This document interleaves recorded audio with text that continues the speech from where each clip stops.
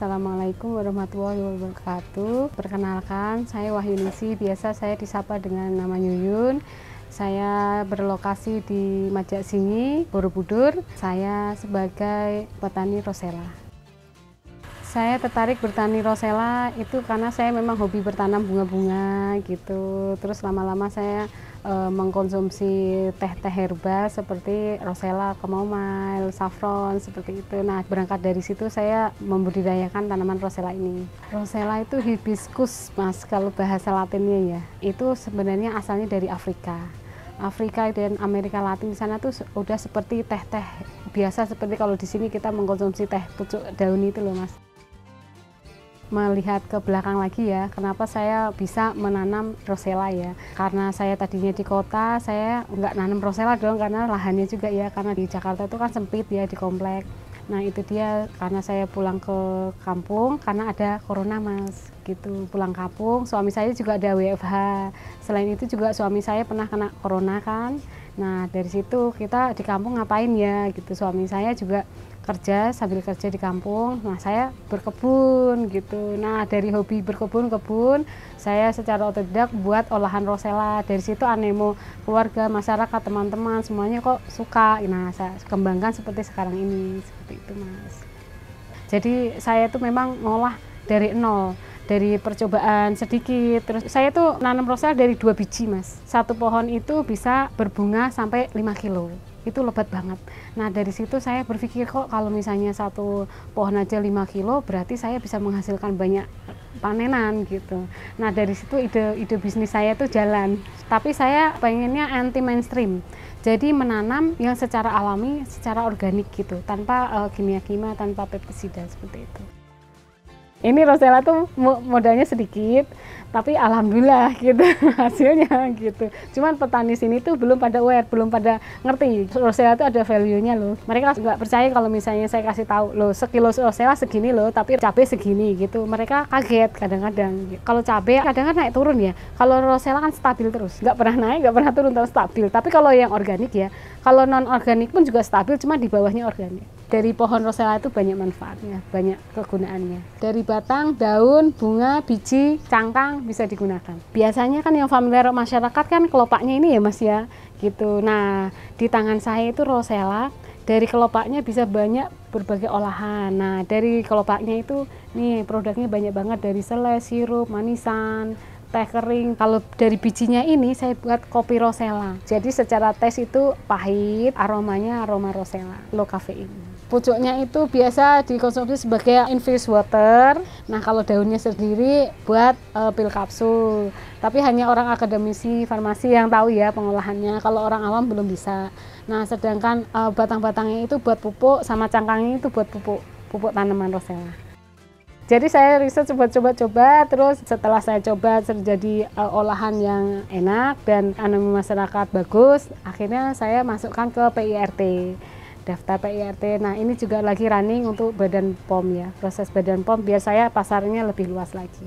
Best sellernya sih ibu-ibu sukanya manisan sama sirup ya, karena rosella segar. Teh rosella itu kenapa gitu ya beda sama teh-teh yang lain, karena antioksidannya di teh rosella, bunga rosella itu tinggi dan banyak manfaat seperti mencegah kolesterol, terus radikal bebas. Ini mencegah ya, Mas ya. Pengalaman saya batuk pilek, demam itu saya minum teh rosella ini yang tanpa gula, itu demam saya turun, Mas. Diminum secara rutin itu bagus untuk kesehatan. Rosella sendiri aslinya itu ada asam-asamnya. Makanya antioksidannya tinggi, antioksidan itu vitamin C-nya yang cukup tinggi ya. Jadi original rasanya rosella itu asam kecut gitu. Selain menjual produk-produk kami yang sudah diolah, kami juga menjual produk yang segar, bisa petik sendiri. Langsung di sini juga ada wisata edukasinya. Masyarakat bisa datang dan belajar mengolah rosella. Selain membudidayakan rosella, masyarakat bisa belajar bikin selainnya rosella gimana sih, bikin manisannya gimana sih gitu. Semua produk yang di sini bisa dibuat di sini dan olahannya bisa dibawa pulang. Tanpa modal pun rosella bisa ditanam di polybag loh, Mas. Saya banyak tuh. itu, nanam di polybag. Hasilnya juga nggak kalah yang di itu. Jadi jangan patah semangat atau jadi pesimis kalau memang nggak punya lahan, bisa di depan rumah, samping rumah, di atas, di mana aja. Pokoknya di mana aja kita kalau misalnya ada niatnya gitu, niatnya tuh bagus, kita pengen menekuni sesuatu itu udah niatnya bagus, bismillah, itu pasti insya Allah bisa. Karena permintaannya juga bagus, kan kadang saya kehabisan itu rosella mas gitu, jadi peluangnya sebenarnya itu masih bagus karena dari 200 juta masyarakat Indonesia kan yang konsumsi rosella masih segmented ya belum meluas gitu loh, jadi sangat-sangat masih bagus banget peluangnya untuk kita berjuang untuk menanam rosella dan membudidayakan rosella ini. Kalau bagi saya tuh kalau sepi ya saya alhamdulillah gitu, mungkin waktunya saya istirahat, nggak sibuk gitu. Kalau rame ya alhamdulillah, pokoknya segala sesuatu di semua keadaan saya syukuri. Seperti itu aja. Jadi itu penyemangat gitu loh. Menurut saya ya, bertani rosella baik dan benar tuh kita kembali ke kodratnya dahulu ya mas ya. Dulu kan kita tanpa pupuk-pupuk pun tanaman kan bisa langsung dikonsumsi ya. Kita nanam cabai, kacang, terong itu langsung dikonsumsi. Nah sekarang fenomena sekarang kan harus main pupuk ya, biar hasilnya bagus gimana gitu. Buah-buahan pun juga seperti itu. Walaupun dulu buah-buahan nggak sebagus sekarang, tapi kualitas secara manfaat sama yang kita konsumsi itu kan bagus, sehat. Nah saya tuh balik ke situ mas. Saya pengen nanam rosella selain untuk kesehatan, saya juga pengen menggalakkan ayo hidup sehat, ayo nanam bertani yang sehat, yang organik, yang alami seperti itu.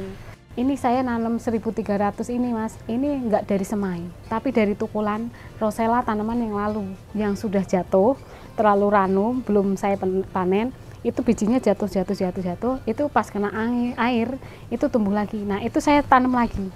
Bertani rosella itu nggak butuh banyak perawatan ya, karena rosella itu nggak rewel gitu. Jadi dari kita cuman ditabur-tabur aja bisa tumbuh, apalagi kalau kita maintain benar-benar satu atau disemai itu hasilnya sangat bagus mas. Kulit cangkangnya rosella itu nanti bisa jadi pupuk alami. Didiamkan dulu, nanti ada proses pembusukan, pengeringan, pembusukan. Nah itu baru kita taburkan di area tanaman rosellanya itu sendiri. Malah lebih subur dari pupuk yang biasa. Kalau misalnya kita bertanam rosella itu di musim kemarau, biasanya 1,5 bulan sampai 2 bulan udah panen. Karena rosella yang musim kemarau itu cepat berbunga dan pohonnya biasanya pendek-pendek ya, antara 20 sampai 30 cm. Beda kalau kita bertanam rosella di musim hujan.